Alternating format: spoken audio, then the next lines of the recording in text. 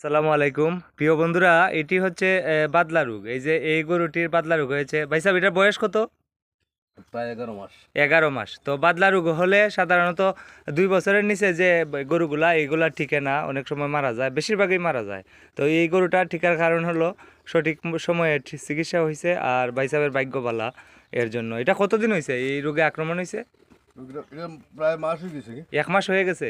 1 মাস হয়ে গেছে। তো প্রিয় বন্ধুরা, পাতলা রোগটি হলে আপনার এই যে এই সামনের পায়ের উপরে অথবা পিছনের পায়ের উপরে ফুলে যাবে।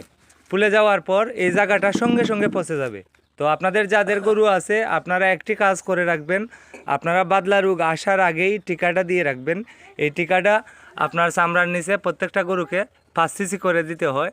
এই টিকাগুলো আপনারা পাবেন উপজেলা প্রাণী সম্পদ অফিসে অথবা জেলা প্রাণী সম্পদ অফিসে অথবা বিভাগীয় প্রাণী সম্পদ অফিসে।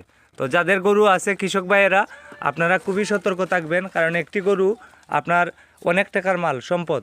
50,000, 60,000, 70,000, 1 লক্ষ টাকা পর্যন্ত একটি গরুর মূল্য। তো এই গরুটি যদি আপনাদের মারা যায় আপনারা ক্ষতিগ্রস্ত হয়ে যাবেন। তাই আগেই টিকা দিয়ে রাখবেন। সবাই ভালো থাকেন। আসসালামু আলাইকুম।